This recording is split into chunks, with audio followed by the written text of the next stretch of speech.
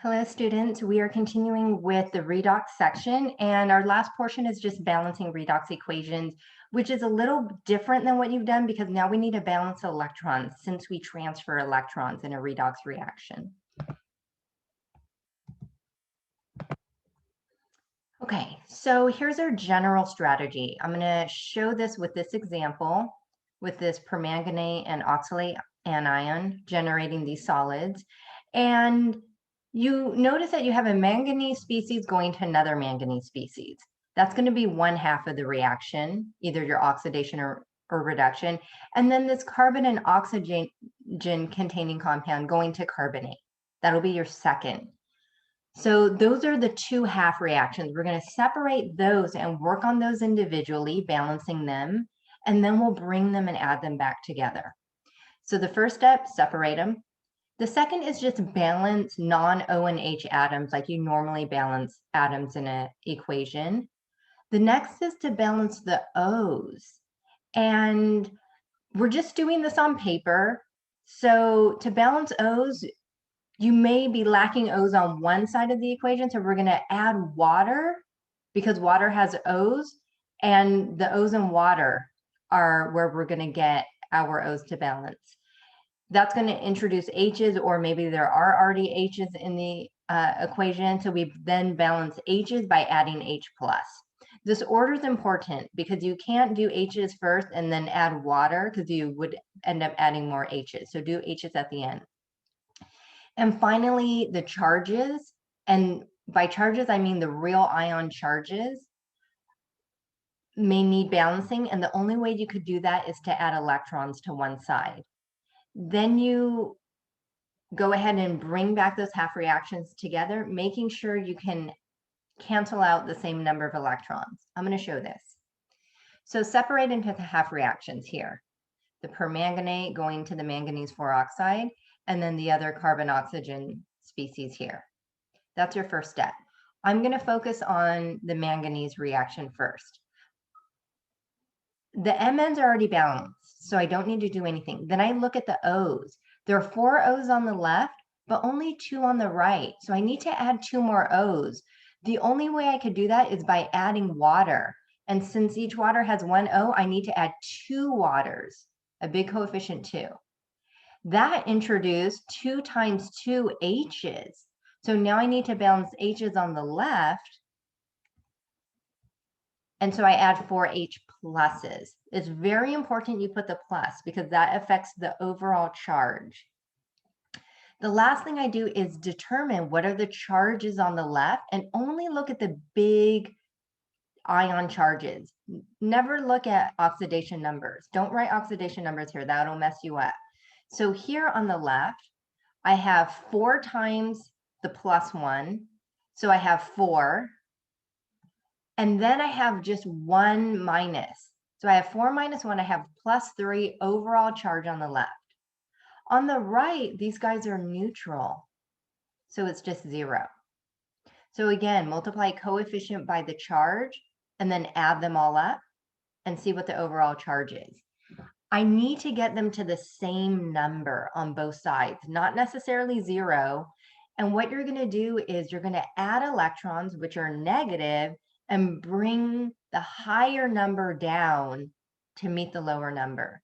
So again, you're adding electrons to the side with the bigger number, the higher number, because electrons are negative.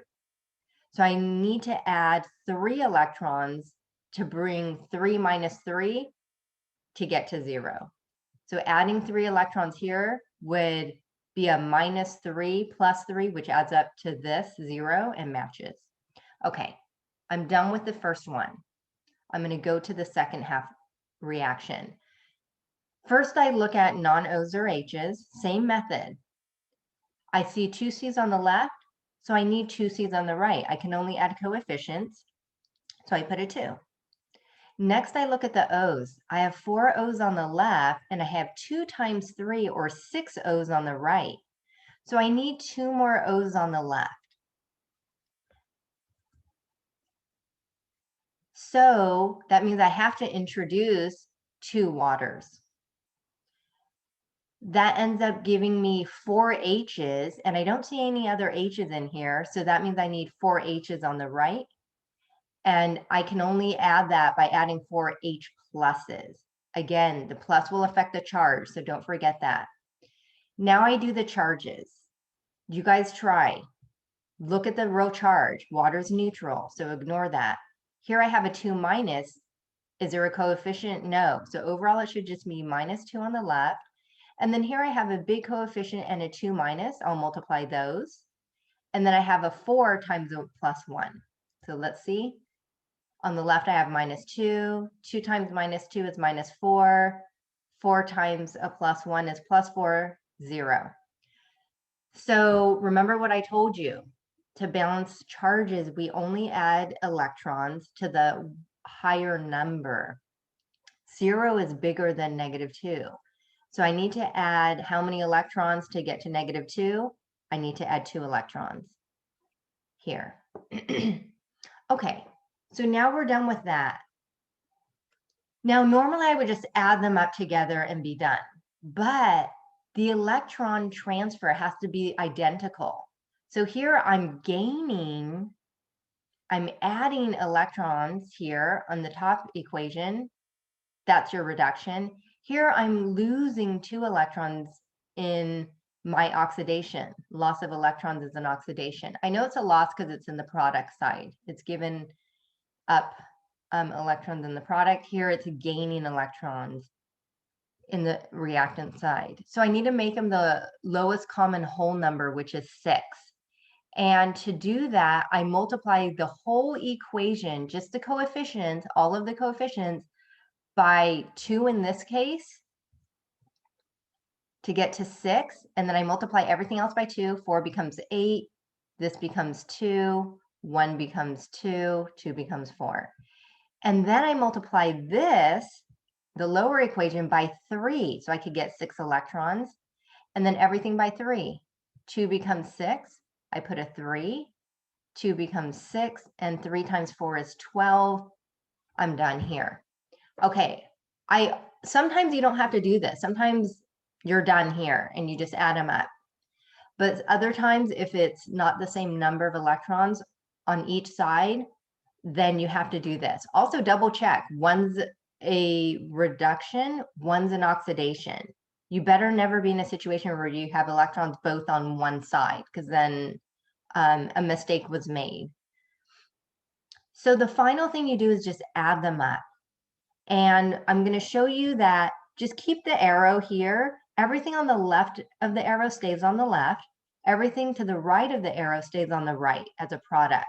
The other thing is you can cancel out certain things. Like I'm going to cancel out 6 electrons on each side.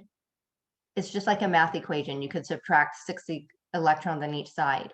Also, look, there's 8 H pluses on the left and 12 on the right. So I could subtract 8 H pluses on each side. So the 8 H pluses go away and I'm left with 4. 12 minus 8. So this is my final answer. The 6 electrons cancel. Let's look at the major guys. Manganese permanganate, sorry, here. This water, but how did it go from 6 to 2? It went from 6 to 2 because I had 4 here on the other side. So I subtracted 4 on each side. 6 minus 4 is 2. Then I have 3 of this C2O4, 2 minus. So that's the left side. And the right side, 2 MnO2, 6 carbonates. The 4 waters were removed, and then I have 4 H pluses left. Okay, you may need to write this out more thoroughly if you can't track that right now, which is totally reasonable and fine to do. Okay, that's it for balancing equations. You guys have some practice in your worksheets and also in the homework.